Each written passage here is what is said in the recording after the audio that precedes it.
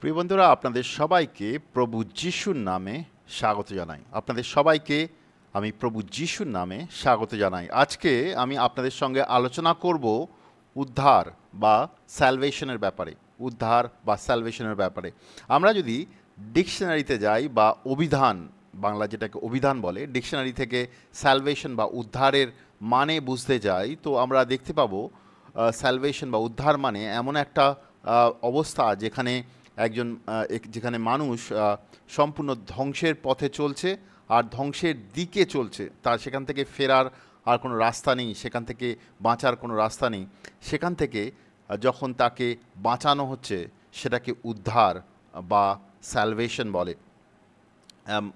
মানুষ যখন ধ্বংসের পথে চলছে সেখান থেকে বাঁচানোর রাস্তাকে উদ্ধার বা স্যালভেশন বলে। আমরা যদি এটাকে খুব সিম্পলভাবে, খুব সাধারণভাবে বুঝতে চাই, জিনিসটা এরকম কি ঈশ্বর প্রথমে জগৎ সৃষ্টি করলো, স্বর্গ তৈরি করলো, জগৎ সৃষ্টি করলো। তারপরে ঈশ্বর এই জগতে সমস্ত রকমের জীব জন্তু পশু পাখি সমস্ত জিনিসকে বানালো। এই জগৎ খুব সুন্দরভাবে ঈশ্বর বানালো। আর তারপরে ঈশ্বর মানুষকেও বানালো এই জগতে। প্রথম মানুষ ছিল আদম আর তার পত্নী হবা।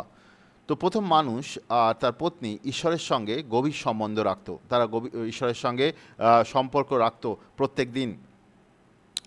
ঈশ্বর মানুষকে এই জগতের সমস্ত সৃষ্টির ওপরে অধিকার আর সামর্থ্য দিয়েছিল, কি ঈশ্বরের হয়ে তারা সমস্ত কিছু দেখাশোনা করবে, সেটা ছিল তাদের কাজ। আর ঈশ্বর তাদের সঙ্গে ছিল, তাদের সমস্ত জিনিস জোগাতো, তাদের সমস্ত জিনিসে সাহায্য করতো। ঈশ্বর মানুষকে চালনা করত বিভিন্নভাবে, ঈশ্বর মানুষকে চালনা করত প্রত্যেক দিনের জীবনে। মানুষ ঈশ্বরের সঙ্গে সম্পর্ক রাখত। কিন্তু একদিন এমন হলো কি মানুষ ঈশ্বরের অবাধ্য হলো। তারা জেনে শুনে পাপের রাস্তা বেছে নিল। ঈশ্বরের অবাধ্য হলো, পাপ তাদের ভেতরে প্রবেশ করলো, তারা পাপ করতে শুরু করলো। যেহেতু তারা পাপ করতে শুরু করলো, পাপী মানুষ অতি পবিত্র ঈশ্বর যে পবিত্র ধার্মিক, সেই ঈশ্বরের সঙ্গে সম্পর্ক রাখতে পারে না। সেজন্য ঈশ্বর মানুষকে তার উপস্থিতি থেকে দূরে সরিয়ে দিল। মানুষ যখন ঈশ্বর থেকে দূরে চলে এলো, জগতে এসে আদম আর তার পত্নী বসবাস করতে শুরু করলো। আর সেখানে তারা অনেক তাদের সন্তানের জন্ম হলো। তো যেহেতু তাদের ভেতরে পাপের স্বভাব ছিল, তাদের দ্বারা জন্মানো সন্তানরাও পাপের স্বভাব নিয়ে জন্ম নিল। বাইবেলে আমরা দেখতে পাই কি আদমের দ্বারা এই জগতে পাপের স্বভাব এসছে, পাপ এসছে এই জগতে। মানে প্রত্যেক মানুষ যারা আদমের থেকে জন্ম নিয়েছে, মানে প্রত্যেক মানুষ যে জগতে জন্ম নিয়েছে, সে পাপের স্বভাব নিয়ে জন্ম নিয়েছে। তো আমরা প্রত্যেক মানুষকেই দেখি, যারা ছোটো বাচ্চা থাকে তার ভেতরে কী আছে বোঝা যায় না। সে বাচ্চা যখন ধীরে ধীরে বড় হতে শুরু করে, আমরা দেখতে পাই সে ঝগড়া করছে, লড়াই করছে। অনেক সময় তাকে শেখাতে হচ্ছে না, সে নিজে থেকেই করতে পারছে ওই জিনিসগুলো, যেহেতু আমাদের ভেতরে পাপের স্বভাব রয়েছে। তারপরে যখন একজন মানুষ বেড়ে ওঠে, সে বাইরের জগৎ থেকে অনেক রকমের খারাপ পাপের জিনিস দেখে, আর সেই পাপের জিনিসগুলো সে করতে শুরু করে। আর করে সেই জিনিসগুলোকে আনন্দ পায়। পাপের মধ্যেও অনেক রকমের আনন্দ রয়েছে। ক্ষণিকের আনন্দ হতে পারে, কিন্তু পাপের মধ্যেও অনেক আনন্দ রয়েছে। তো তারা সেরকম আনন্দর মধ্যে জীবন কাটাতে শুরু করে। কিন্তু এই পাপের মধ্যে যখন আমরা জীবন কাটাচ্ছি, আমরা ঈশ্বর থেকে আলাদা হয়ে থাকছি। বাইবেলে বলে কি পাপ আমাদেরকে ঈশ্বর থেকে আলাদা করেছে। আর শুধু পাপ আমাদের ঈশ্বর থেকেই আলাদা করেনি, পাপের জন্য আমাদের ওপরে ঈশ্বরের রাগ কাজ করছে। ঈশ্বরের অভিশাপ, ঈশ্বরের আদেশ না মানার জন্যে ঈশ্বরের অভিশাপ আমাদের জীবনে কাজ করে। আর তার থেকেও বড় জিনিস হচ্ছে গিয়ে কি, যেহেতু মানুষ পাপের মধ্যে লাগাতার চলছে, বা মানুষ শয়তানের বন্ধনে, শয়তানের রাজত্বে, শয়তানের রাজ্যে সে বসবাস করছে। শয়তান তাকে আত্মিকভাবে তার জীবনকে নিয়ন্ত্রণ করছে। সে ব্যক্তি পড়াশুনো জানা হতে পারে, পড়াশুনো না জানা হতে পারে, ধনী হতে পারে, গরিব হতে পারে, যে কোনো সমাজের যে কোনো স্তরের ব্যক্তি হতে পারে। কিন্তু সে ব্যক্তি যদি পাপের মধ্যে জীবনযাপন করছে, তো শয়তানের অধীনে শয়তান তার জীবনকে নিয়ন্ত্রণ করে। তার জীবন, তার পরিবার, তার সমস্ত জিনিস, তার বুদ্ধি, তার যত আন্ডারস্ট্যান্ডিং আছে, সমস্ত কিছু শয়তান তাকে নিয়ন্ত্রণ করে। তো এইভাবে একজন মানুষ জগতে চলছে, শয়তানের দ্বারা চালিত হচ্ছে, পাপের দ্বারা চালিত হচ্ছে, ঈশ্বর থেকে দূরে থাকছে, ঈশ্বরের ক্রোধ তার জীবনে কাজ করছে। এরকমভাবে যদি মানুষ চলতে থাকে, তো ঈশ্বরের উপস্থিতিতে সে আসতে পারবে না, ঈশ্বরের সামর্থ্যে সে আসতে পারবে না। সে জাগতিকভাবে চলছে, জাগতিকভাবে সে নিজের মতন করে চলার চেষ্টা করছে। একদিন এরকমভাবে চলার জন্য আমরা ধ্বংসের পথে চলছি, ঈশ্বর থেকে দূরে রয়েছি। এরপরে আমাদের একদিন ঈশ্বরের সামনে বিচারের জন্য দাঁড়াতে হবে। আমাদের সবাইকে, জগতে যারা রয়েছে সবাইকে ঈশ্বরের সামনে বিচারের জন্য দাঁড়াতে হবে। আর সেই দিন আমাদের জন্য খুব ভয়ানক দিন হবে, কারণ সেই দিন ঈশ্বর আমাদের জীবনের সমস্ত জিনিসের জন্যে, সমস্ত জিনিসের ব্যাপারে জিজ্ঞেস করবেন। তিনি জানেন আমাদের জীবনের ব্যাপারে, আমাদের জীবনের সমস্ত জিনিস তার চোখের সামনে রয়েছে। সে আমাদের জীবনের সমস্ত জিনিসের মূল্যায়ন করবেন। আর তিনি জানেন আমরা কেমনভাবে জীবন কাটিয়েছি। যেহেতু আমরা পাপের মধ্যে জীবন কাটিয়েছি, ঈশ্বর আমাদেরকে নরকে পাঠিয়ে দেবে, আমাদের সম্পূর্ণ ধ্বংসের জন্য পাঠিয়ে দেবে, আর আমাদের জীবন ধ্বংস হয়ে যাবে। এটা জগতের সবথেকে বড় সত্য। আমরা যেভাবেই জীবন কাটাই, আমরা ধনী দরিদ্র যেভাবে জীবন কাটাই, আমরা পাপের মধ্যে জীবন কাটাচ্ছি, আর পাপের জন্য আমরা ঈশ্বর থেকে দূরে রয়েছি। আর সেটা আমরা ঈশ্বরের বিরোধী হিসাবে জীবন কাটাচ্ছি, শয়তানের বন্ধনের মধ্যে জীবন কাটাচ্ছি। আমরা চাইলেও সেই বন্ধন থেকে বেরিয়ে আসতে পারছি না, পাপ ছেড়ে ঈশ্বরের কাছে আসতে পারছি না। আর এইভাবে আমরা চললে একদিন আমরা ধ্বংস হয়ে যাব। এটা সত্য সমস্ত মানব জাতির জন্যে। কিন্তু এখান থেকে বেরোনোর রাস্তা মানুষ অনেকবার খোঁজার চেষ্টা করেছে, মানুষ অনেকভাবে ওখান থেকে বেরিয়ে আসার চেষ্টা করেছে। তারা নিজেরা ধর্ম বানিয়েছে, জগতে বিভিন্ন রকমের ধর্ম বানিয়েছে, বিভিন্ন রকমের উপাসনা বানিয়েছে, বিভিন্ন রকমের প্রক্রিয়া বানিয়েছে। তারা ভেবেছে কিছু প্রক্রিয়া করলে তারা বোধহয় সেখান থেকে বেরিয়ে আসতে পারবে। কিছু কিছু সামাজিক কাজ, কিছু কিছু ভালো কাজ, যেগুলো মনে করো কাউকে সাহায্য করা, কাউকে পয়সা দেওয়া, কাউকে অসুস্থকে সাহায্য করা, বিভিন্ন রকমের সামাজিক কাজের মাধ্যমে মানুষ সে সমস্ত জিনিস থেকে মনে করে নিজেকে মুক্ত করতে চায়। কিন্তু অ্যাকচুয়ালি মানুষ কখনোই নিজের সামর্থ্যে, নিজের ভালো কাজের দ্বারা সেই পাপ থেকে মুক্ত হতে পারে না, পাপের ক্ষমা পেতে পারে না, পাপের বন্ধন থেকে মুক্ত হতে পারে না। এটা হচ্ছে সত্য। আর ঈশ্বরের সমস্ত কিছু জানে। তিনি আমাদেরকে ভালোবাসেন। যে ঈশ্বর আমাদের সৃষ্টি করেছেন, এই জগৎকে সৃষ্টি করেছেন, তিনি আমাদের ভালোবাসেন। আর তিনি চান আমরা যেন পাপ থেকে মুক্ত হতে পারি। তিনি চান আমাদের পাপের যেন আমরা ক্ষমা পেতে পারি। তিনি চান আমরা যেন ঈশ্বরের ধার্মিকতা পেতে পারি। তিনি চান যেন আমরা ঈশ্বরের সঙ্গে যুক্ত হতে পারি। তিনি চান আমরা শয়তানের বন্ধন থেকে সম্পূর্ণরূপে বেরিয়ে আসতে পারি। সেই জন্যে তিনি আমাদের একটা মুক্তির রাস্তা খুলে দিয়েছেন। আর সেই মুক্তির রাস্তা হচ্ছে গিয়ে প্রভু যীশু। হ্যাঁ, ঠিকই শুনেছেন, প্রভু যীশুকে তিনি পাঠিয়েছেন এই জগতে। প্রভু যীশু আমাদের মতন জন্মগ্রহণ করেননি। তার মানে কি? মানে আমরা সবাই একজন পিতা মাতার দ্বারা জন্মগ্রহণ করেছি, কিন্তু প্রভু যীশু পবিত্র আত্মার দ্বারা মাতা মেরির পেটে তার জন্ম হয়। প্রভু যীশু যখন জগতে আসে, তার 30 বছর যখন বয়স হয়, সে জলে বাপ্তিস্ম নেয়। আর বাইবেলে লেখা রয়েছে পবিত্র আত্মা তার উপরে নেমে আসে। এরপরে তিনি সুসমাচার প্রচার করতে শুরু করেন। তিনি লোকেদের বলতে শুরু করেন তারা যেন পাপ থেকে মন ফেরায়, তারা পাপ থেকে যেন সম্পূর্ণ ঘুরে দাঁড়ায়, তারা যেন প্রভু যীশুকে বিশ্বাস করে, তারা যেন ঈশ্বরকে বিশ্বাস করে। আর তার এই সঙ্গে সঙ্গে তিনি অসুস্থদের সুস্থ করতে শুরু করেন, যারা দুষ্টাত্মার কবলে পড়েছিল তাদেরকে মুক্ত করতে শুরু করেন, এবং মৃত ব্যক্তিদেরও জাগিয়ে তোলেন। যারা অনেক ব্যক্তি পঙ্গু ছিল তাদেরকেও তিনি সুস্থ করেন। এছাড়াও তার শিষ্যরা তখন অনেক ব্যক্তিদের যারা বিশ্বাস করত তাদেরকে জলে বাপ্তিস্ম দিচ্ছিলেন। আর এরকম যখন তিনি করছিলেন, অনেক লোক তাদের পাপ ছেড়ে প্রভু যীশুকে বিশ্বাস করতে শুরু করেন, তার পেছনে পেছনে চলতে শুরু করেন। একটা সময় জিনিসটা এরকম হয়ে যায় কি, তখনকার দিনে যত ধার্মিক লোকেরা ছিল, যারা ধর্মকর্ম পালন করতেন, ধর্মের রীতিনীতি পালন করতেন, তারা এই জিনিসগুলোকে পছন্দ করেন না। তারা প্রভু যীশুকে মিথ্যা অভিযোগে তাদের তখনকার দিনে যে অথরিটি ছিল তাদের দ্বারা তাকে ধরিয়ে দেন, আর তাকে বিচারের জন্য পাঠিয়ে দেন। প্রভু যীশুর বিরুদ্ধে যত রকমের অভিযোগ নিয়ে আসা হয়, কোনো অভিযোগই প্রমাণ করতে পারা যায়নি। ইভেন তাকে বিভিন্ন জায়গাতে বিচারের জন্য পাঠানো হয়, কিন্তু কেউই তাকে বিচার করতে পারেননি, কারণ তার বিরুদ্ধে কোনো জিনিসই প্রমাণিত হয়নি। সর্বশেষে যে ব্যক্তি তার বিচার করছিল, যিনি তখনকার দিনের ওখানের গভর্নর ছিলেন পাইলট, তিনি যখন তার বিচার করছিলেন, তিনি নিজের হাত জল দিয়ে ধুয়ে বললেন এই ব্যক্তি সম্পূর্ণ নির্দোষ। আর তারপরেও তিনি তার সাজা দিলেন, তার যেন ক্রুশের বিদ্ধ করে তাকে মৃত্যু দেওয়া হয়। এটা দেখে খুব অন্যায় মনে হতে পারে, কিন্তু এটা ঈশ্বরের পরিকল্পনা ছিল। প্রভু যীশুকে ক্রুশে নিয়ে যাওয়ার আগে তাকে মারা হয়, তার মাথা থেকে পা পর্যন্ত শরীর সম্পূর্ণ ফেটে যায়, তার শরীর থেকে রক্ত বেরোতে শুরু করে, তার শরীরের মাথা থেকে পা পর্যন্ত রক্ত বেরোতে শুরু করে, মাথায় কাঁটার মুকুট পরিয়ে দেওয়া হয়, তারপরে তাকে নিয়ে যাওয়া হয়, তাকে ক্রুশে বিদ্ধ করে মারা হয়। তাকে ক্রুশবিদ্ধ করে মারা হয়, তিনি আমাদের পাপের বোঝ নিজের উপরে তুলে নেন। আমাদের উপরে যে অভিশাপ ছিল সেটা তিনি নিজের উপরে তুলে নেন। আমাদের যে পাপের জন্য আমরা ঈশ্বরের বিরোধিতা করেছিলাম, ঈশ্বর থেকে দূরে চলে গেছিলাম, সেই সমস্ত জিনিস তিনি তার উপরে তুলে নেন। ঈশ্বরের বাক্যে লেখা আছে আমাদের অসুস্থতা তিনি তার নিজের শরীরের উপরে তুলে নেন। আমাদের সমস্ত খারাপ জিনিস তিনি তার উপরে তুলে নেন, যাতে তিনি আমাদেরকে পাপের ক্ষমা দিতে পারেন, যাতে তিনি আমাদেরকে শয়তানের বন্ধন থেকে মুক্ত করতে পারেন, যাতে তিনি আমাদেরকে অভিশাপ থেকে মুক্ত করতে পারেন, আর তিনি আমাদেরকে ঈশ্বরের সঙ্গে যুক্ত করতে পারেন, ঈশ্বরের সঙ্গে আমাদের যুক্ত করতে পারেন। এটা ছিল তার পরিকল্পনা। তার ক্রুশের মৃত্যুর পরে তাকে কবরে রাখা হয়েছিল, কিন্তু 3 দিন পর তিনি বেঁচে ওঠেন। 3 দিন পর তিনি বেঁচে ওঠেন, কারণ মৃত্যুর কোনো অধিকার তার উপরে ছিল না, কারণ তিনি ব্যক্তিগতভাবে কোনো পাপ করেননি। তিনি আমাদের পাপের জন্যে ক্রুশের উপরে বলি হয়েছেন। তিনি নিজে ঈশ্বর ছিলেন, তিনি মানুষও ছিলেন, কিন্তু তিনি 100% ঈশ্বরও ছিলেন। আর তিনি 3 দিন পরে বেঁচে ওঠেন। তার শিষ্যরা তাকে দেখে, তাদের সঙ্গে তিনি ঘুরে বেড়ান, তাদের সঙ্গে খাওয়া দাওয়া করেন। তারপরে একটা সময় তিনি চলে যান, তিনি স্বর্গে এখন পিতা পরমেশ্বরের সঙ্গে বসে রয়েছেন, আমাদের জন্য প্রার্থনা করছেন। তো ঈশ্বর আমাদের জন্য মুক্তির রাস্তা খুলে দিয়েছেন প্রভু যিশুর দ্বারা। এটা হচ্ছে সুসংবাদ, এটা সুসমাচার। তার দ্বারা আমাদের মুক্তির রাস্তা বা উদ্ধারের রাস্তা তিনি খুলে দিয়েছেন।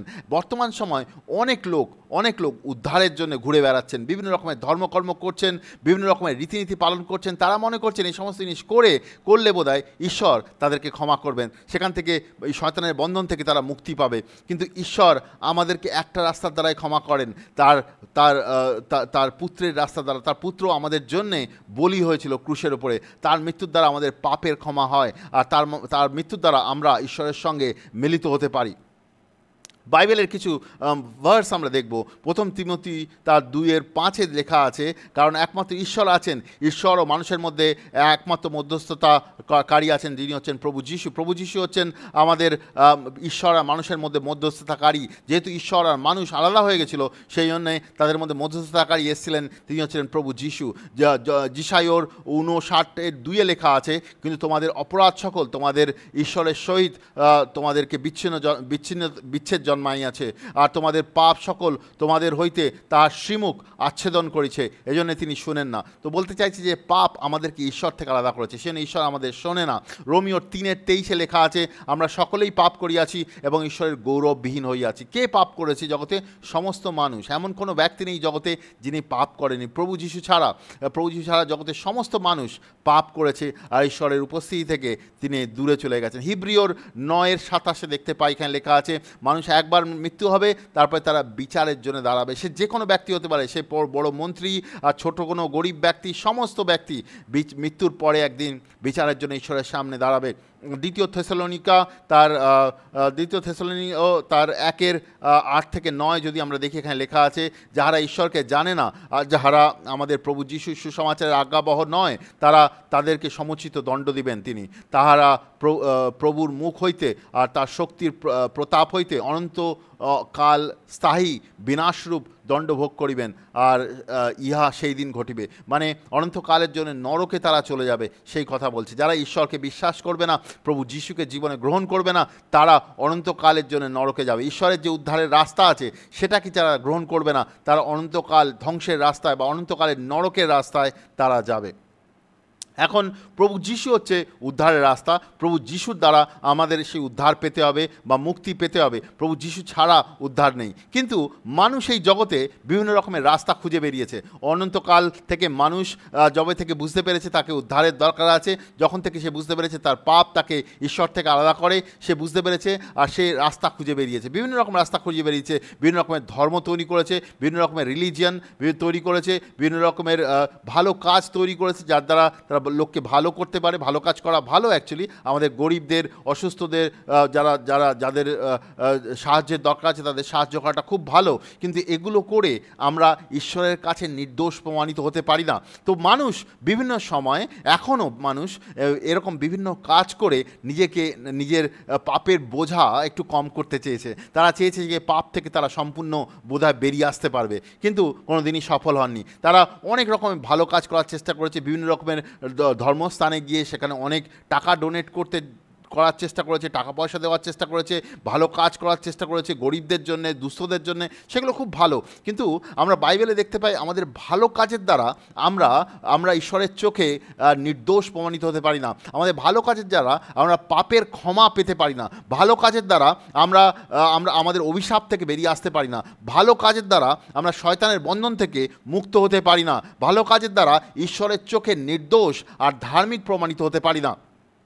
আমাদের ভালো কাজের দ্বারা এগুলো আমরা হতে পারি না। আমরা অনেক রকমের নিয়মকানুন ফলো করতে পারি, নিয়মকানুন পালন করতে পারি, ঈশ্বরের দেওয়া নিয়মকানুন, বা সেগুলো আমাকে ঈশ্বরের চোখে নেক বা একজন ধার্মিক ব্যক্তি হিসেবে গণ্য করে না। রোমিওর 3:20 লেখা আছে, যেহেতু ব্যবস্থার কার্যের দ্বারা কোনো প্রাণী তার সাক্ষাতে ধার্মিক গণিত হইবে না, কারণ ব্যবস্থার দ্বারা পাপের জ্ঞান জন্মে। বলছে যে ব্যবস্থা বা যে যে শাস্ত্রে বিভিন্ন রকমের নিয়মের কথা লেখা আছে, সেই নিয়মগুলো যদি পালন করি তাহলে আমরা ধার্মিক প্রমাণিত হব না।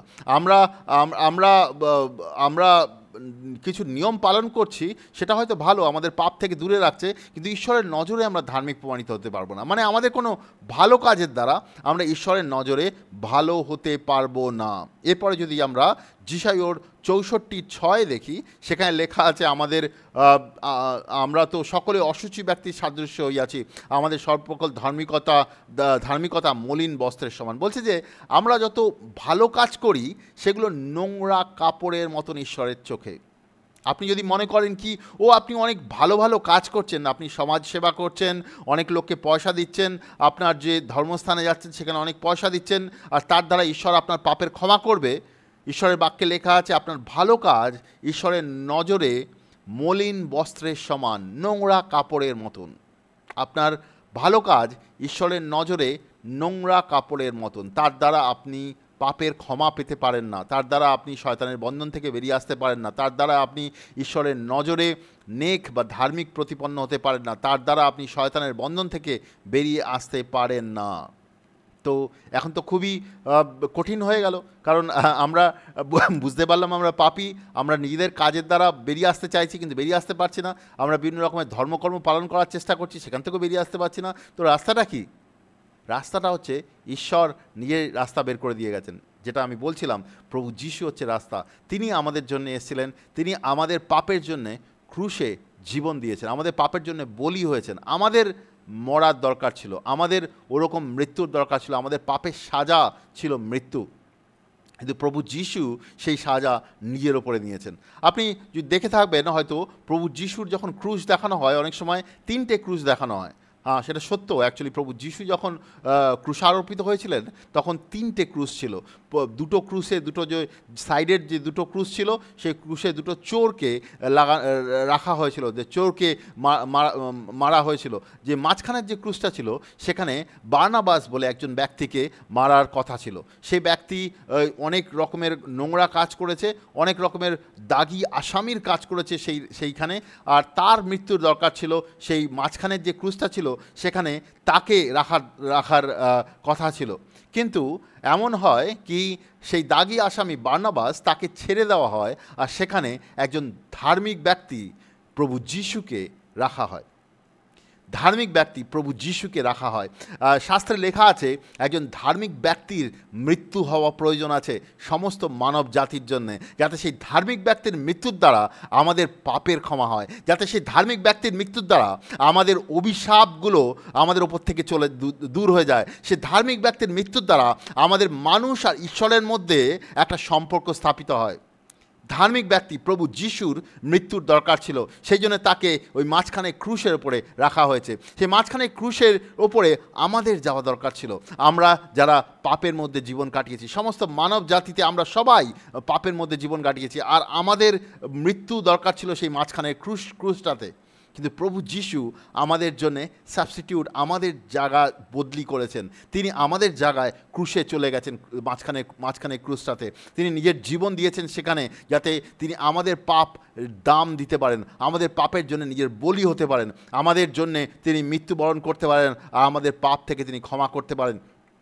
রোমিওর 5:8 দেখতে পাই, এখানে লেখা আছে, কিন্তু ঈশ্বর আমাদের প্রতি তাদের নিজস্ব প্রেম দর্শন করলেন, কারণ আমরা যখন পাপী ছিলাম তখন খ্রিস্ট আমাদের নিমিত্ত প্রাণ দিলেন। আমরা পাপী ছিলাম, খ্রিস্ট আমাদের আমাদের জন্যে প্রাণ দিলেন, আমাদেরকে এত ভালোবাসলেন কি আমাদের একজন পাপী ব্যক্তির জন্যে তিনি মারা গেলেন, যাতে তিনি সেই পাপী ব্যক্তিকে তিনি ক্ষমা করতে পারেন আর পাপী ব্যক্তিকে ঈশ্বরের সঙ্গে জুড়তে পারেন। তো প্রভু যিশু কী করলেন? তিনি আমাদের সমস্ত পাপ আর আমাদের যে বিরোধী মনোভাব ছিল ঈশ্বরের প্রতি, ওই সমস্ত জিনিসের জন্য তিনি মৃত্যুবরণ করলেন। তিনি আমাদের পানিশমেন্ট, আমাদের যে শাস্তি, তিনি তার নিজের উপরে তুলে নিলেন। এছাড়াও আমাদের উপরে যে অভিশাপ কাজ করছিল, ঈশ্বরের নিয়ম না মানার জন্য আমাদের উপর অভিশাপ কাজ করছিল, সেই অভিশাপ আর ঈশ্বরের যে রাগ আমাদের উপরে কাজ করছিল, সেই সমস্ত জিনিস নিজের উপরে তুলে নিলেন।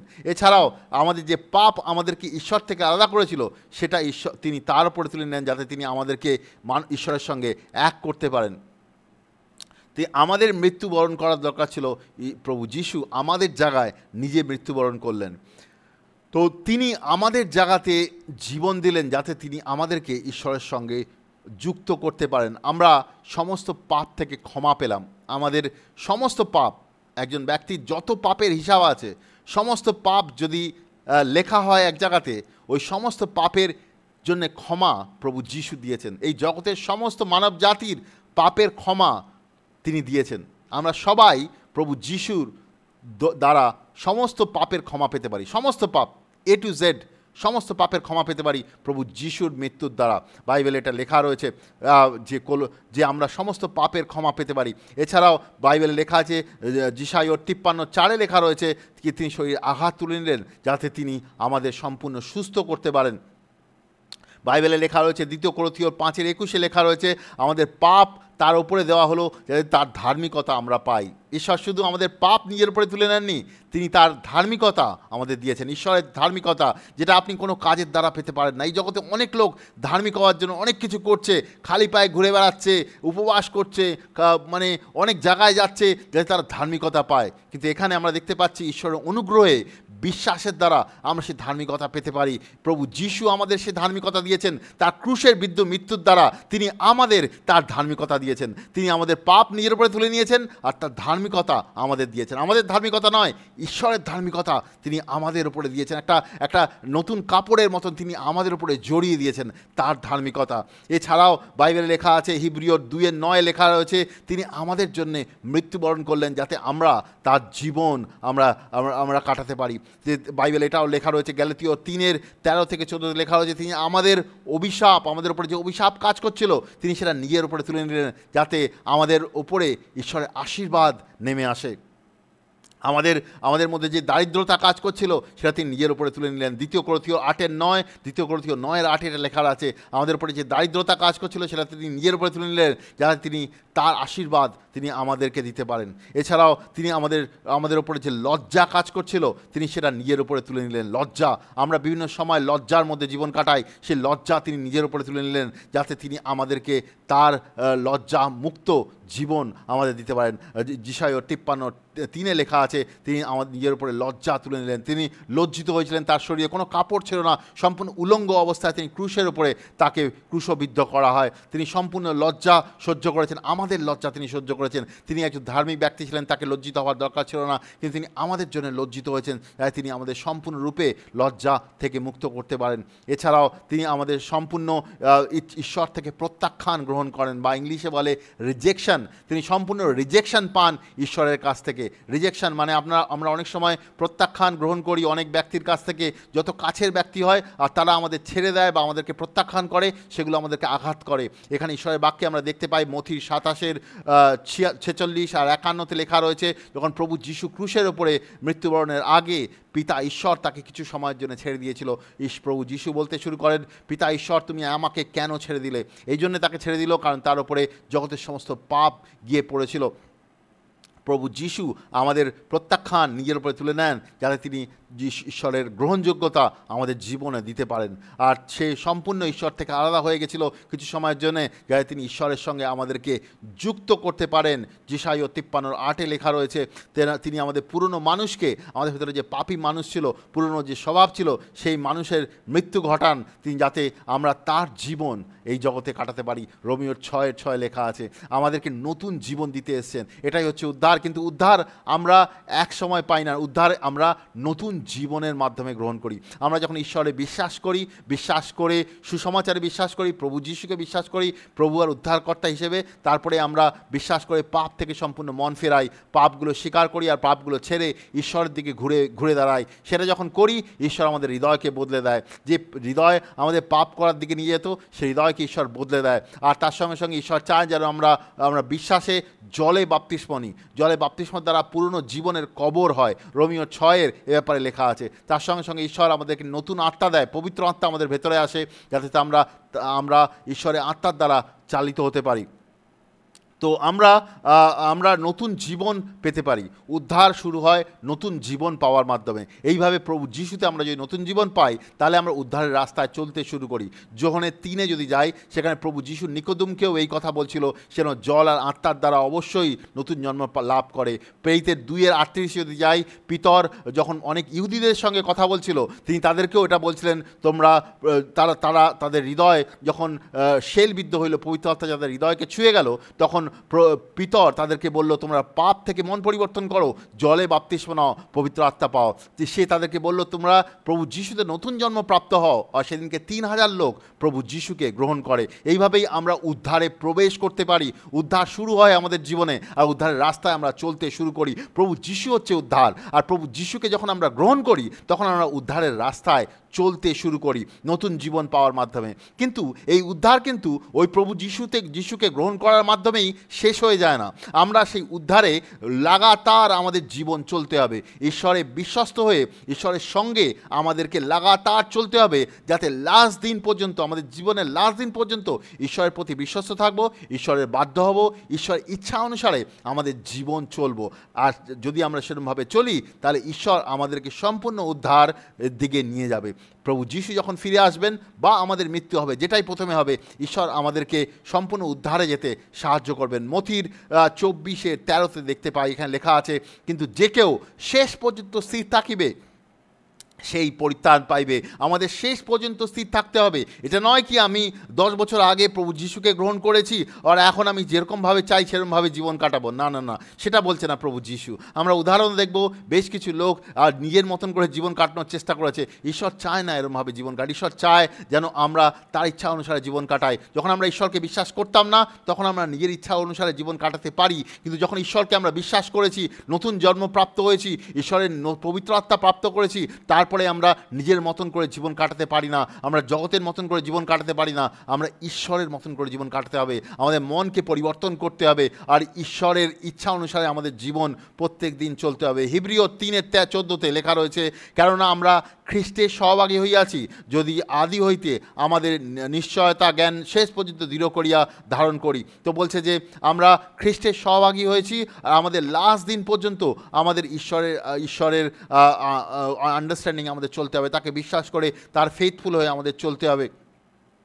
প্রথম পিতরের 1:5 লেখা আছে, এবং ঈশ্বরের শক্তিতে তোমরাও পরিত্রাণের নিমিত্ত বিশ্বাসের দ্বারা সংরক্ষিত হইতেছ, যে পরিত্রাণ শেষকালে প্রকাশিত হইবার জন্য প্রস্তুত হয়েছে।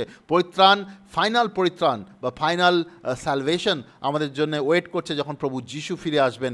আমরা তাদের জন্য তৈরি হতে হবে। প্রত্যেক দিন আমাদের বিশ্বাসে চলতে হবে, ঈশ্বরের বিশ্বাস, ঈশ্বরের বাক্য আর ঈশ্বরের আত্মার দ্বারা আমাদেরকে লাগাতার চলতে হবে, যাতে আমরা তার সম্পূর্ণ পরিত্রাণে প্রবেশ করতে পারি, তার সঙ্গে যেতে পারি, তার উদ্ধারে যেতে পারি, আর তার সঙ্গে অনন্তকাল জীবন কাটাতে পারি। প্রকাশিত বাক্য তার 12:10 লেখা আছে।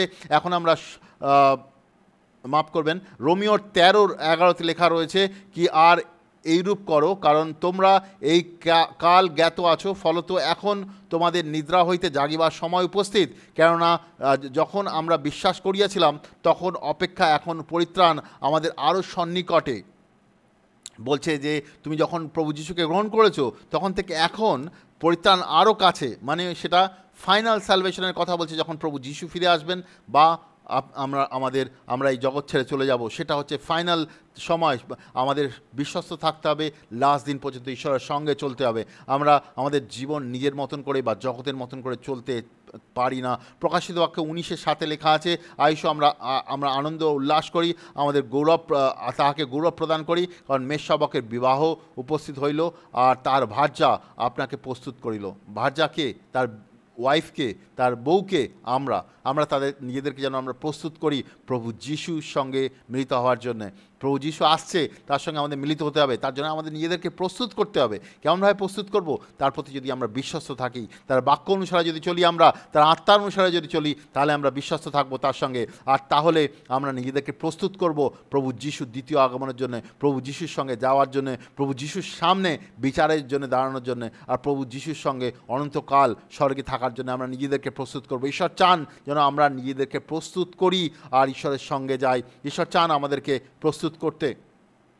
আমরা ঈশ্বর চান যেন আমরা নিজেদেরকে প্রস্তুত হই। কিন্তু অনেক সময় অনেক ব্যক্তি মনে করেন, ও আমি তো নতুন জন্মপ্রাপ্ত হয়ে গেছি, আমাকে এখন আর এরকম করার দরকার নেই, আমি এখন যেরকমভাবে চাই সেরকমভাবে জীবন কাটাবো আর তাহলেই হবে। না, বাইবেল এরকম বলে না। বাইবেল এরকম উদাহরণ আছে, ঈশ্বর কিছু ব্যক্তিকে সাহায্য করেছিল, তারা বন্ধন থেকে বেরিয়ে এসছে, কিন্তু পরে যেহেতু তারা ঈশ্বরকে শোনেনি, তাদেরকে সম্পূর্ণ ধ্বংস হতে হয়েছে। হিব্রিয় 3:16-19 আমরা দেখতে পাই কি মিশ্র দেশ থেকে যখন ইসরায়েলের লোকেদের বের করে নিয়ে আসা হয়েছিল, সেইখানের গল্প লেখা রয়েছে, সেখানকার স্টোরি লেখা রয়েছে। আর মিশ্র দেশ থেকে ইসরায়েলের লোকেদের বের করে নিয়ে আসা হয়, সেখানে অনেক বড় বড় চমৎকার ইসরায়েলের লোকেরা দেখেছিল।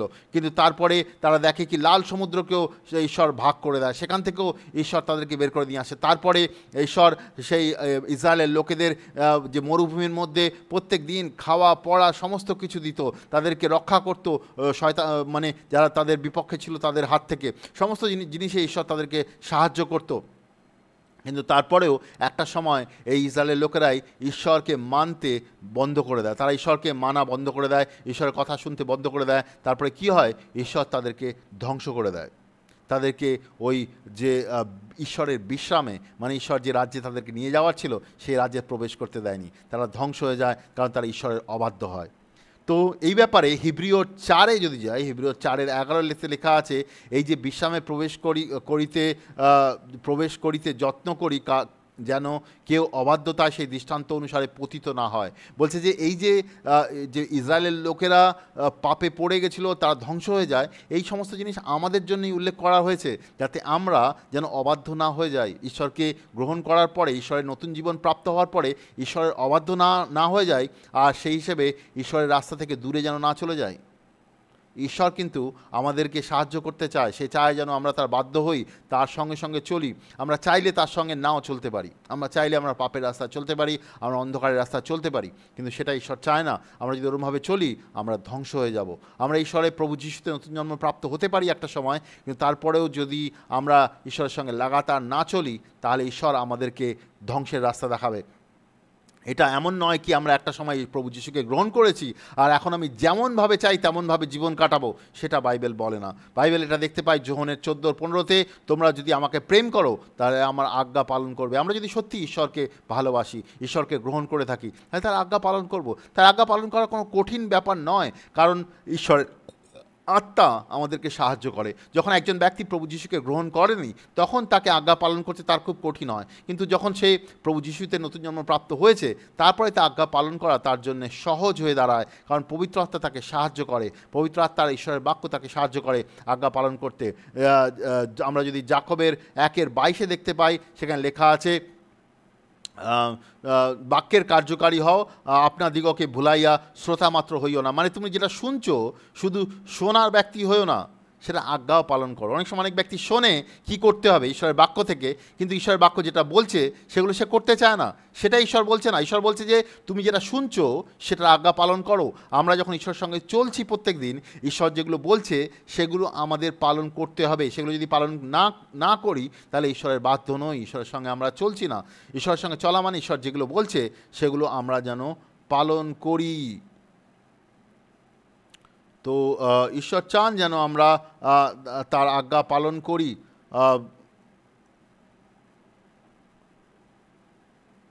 ঈশ্বর, আমরা যদি ফিলিপিও 2:12-13 দেখি, সেখানেও লেখা রয়েছে আমরা যেন ঈশ্বরের আজ্ঞা পালন করি, ঈশ্বরের উদ্ধারের রাস্তায় চলি, ঈশ্বরের আজ্ঞা পালন করি হই। লুকের 6:46 যদি যাই, সেখানে বলছে যে, আর তোমরা কেন আমাকে হে প্রভু বলি ডাকো, অথচ আমি যা বলি তা তুমি করো না। এখানে অনেক লোক আছে যারা এই প্রভু যিশুকে গ্রহণ করেছে একটা সময়, কিন্তু তারপরে যখন এই প্রভু যিশুর সঙ্গে চলছে, তারা হে প্রভু তো করছে, কিন্তু ঈশ্বর যেটা বলছে সেগুলো তারা করে না, সে রাস্তায় তারা চলে না। ঈশ্বর বলছে তুমি এরম কেন করো? তো ঈশ্বর তাদেরকে তার সঙ্গে থাকতে দেবে না, তার সঙ্গে অনন্তকালের জন্য স্বর্গে নিয়ে যাবে না, তাকে উদ্ধারের রাস্তায় নিয়ে যাবে না ফাইনালি। তো আমরা যেন হে প্রভু করার ব্যক্তি না হই শুধু, আর ঈশ্বরের কথা মেনে চলি, নতুন জীবন প্রাপ্ত হই প্রথমে, তারপরে নতুন জীবন প্রাপ্ত হওয়ার পরে ঈশ্বরের সঙ্গে চলি। উদ্ধারের রাস্তা হচ্ছে এটাই কি প্রথমে আমাদের প্রভু যিশুতে নতুন নতুন জীবন প্রাপ্ত হতে হবে। মানে আমরা যখন প্রভু যিশুর সুসমাচারকে বিশ্বাস করি, বিশ্বাস করে প্রভু যিশু পাপ থেকে মন পরিবর্তন করা, বিশ্বাসের দ্বারা পাপ থেকে মন পরিবর্তন করা, বিশ্বাসের দ্বারা জলে বাপ্তিস্ম নেওয়া, পবিত্র আত্মা পাওয়া, এটার দ্বারা আমরা প্রভু যিশুর রাজ্যে প্রবেশ করি, প্রভু যিশুর সন্তান হই আমরা, আর প্রভু যিশুর সঙ্গে চলতে পারি। এরপরে আমাদের লাগাতার ঈশ্বরের বাক্য আর ঈশ্বরের আত্মার দ্বারা চালিত হতে হবে। আর আমরা যদি লাগাতার চালিত হই, ঈশ্বরের বাধ্য হই, ঈশ্বরের আদেশ পালন করি, ঈশ্বরের সঙ্গে চলি, তাহলে আমরা অনন্তকাল পর্যন্ত আমরা ঈশ্বরের সঙ্গে থাকতে পারবো, যেটাকে উদ্ধার বলে বা ফাইনাল স্যালভেশন বলে। সেটা প্রভু যিশু যখন আসবেন তখন আমাদেরকে উদ্ধারের দিকে নিয়ে যাবেন, বা আমাদের মৃত্যু হবে, যেটাই প্রথমে হবে ঈশ্বর আমাদেরকে নিয়ে যাবেন তার উদ্ধারের রাস্তায়। উদ্ধারে আমরা যখন ঈশ্বরের সামনে দাঁড়াবো বিচারের জন্য, আমরা বিচারিত হব না যদি আমরা এরমভাবে আমরা জীবন চালাই, কারণ ঈশ্বর প্রভু যিশু আমাদের সমস্ত পাপের বোঝ নিজের উপরে তুলে নিয়ে গেছেন। তার অনুগ্রহের দ্বারা আমরা ঈশ্বরের সঙ্গে অনন্তকাল জীবন কাটাবো, তার সঙ্গে জীবন কাটাবো। ঈশ্বর সেই উদ্ধারের রাস্তায় আমাদেরকে নিয়ে আসতে চায়, আমাদের সবাইকে নিয়ে আসতে চায়, কিন্তু উদ্ধারের রাস্তা শুরু হয় নতুন জীবন পাওয়ার মাধ্যমে। আপনি যদি প্রভু যিশুতে নতুন জীবন পেয়ে না থাকেন, তাহলে আপনি আমাদের সঙ্গে যোগাযোগ করতে পারেন, আমরা আপনাকে সাহায্য করতে পারি কেমনভাবে আপনি প্রভু যিশুতে নতুন জীবন পেতে পারেন। অনেক ব্যক্তি আছে বিভিন্ন রকমের মণ্ডলীর সঙ্গে যুক্ত, কিন্তু তারা প্রভু যিশুতে নতুন জীবন প্রাপ্ত হয়নি। অনেক ব্যক্তি আছে বিভিন্নভাবে জলে বাপ্তিস্ম নিয়েছে, কিন্তু বিশ্বাসের দ্বারা জলে বাপ্তিস্ম নেয়নি, মন পরিবর্তন করেনি, পবিত্র আত্মা পায়নি। এটা নতুন জীবন নয়। আপনাকে নতুন জীবন পেতে হবে সঠিকভাবে, যেখানে বিশ্বাসের দ্বারা পাপ থেকে মন পরিবর্তন, বিশ্বাসের দ্বারা জলে বাপ্তিস্ম, পবিত্র আত্মা পাওয়া, এর বিশ্বাসের দ্বারা ঈশ্বরের সঙ্গে চলা। ঈশ্বর চান যেন আমরা সবাই প্রভু যিশুতে নতুন জন্ম প্রাপ্ত হই, আর তারপরে বিশ্বাসের দ্বারা চালিত হই, যাতে ঈশ্বরের সামনে আমরা ঈশ্বর আমাদেরকে একদিন যখন প্রভু যিশু যখন ফিরে আসবেন, তিনি আমাদেরকে তার সঙ্গে নিয়ে যাবেন। উদ্ধারের ফাইনাল উদ্ধার যেটা হবে, সে আমাদের সঙ্গে নিয়ে যাবেন, আর আমরা তার সামনে বিচারিত হব না, আর তার সঙ্গে অনন্তকাল আমরা স্বর্গে থাকতে পারবো। আমি বিশ্বাস করি ঈশ্বর আপনাকে আশীর্বাদ করবেন এই বাক্যের দ্বারা। আপনার যদি আরও কিছু জানার দরকার থাকে আমাদের সঙ্গে যোগাযোগ করতে পারেন। ধন্যবাদ।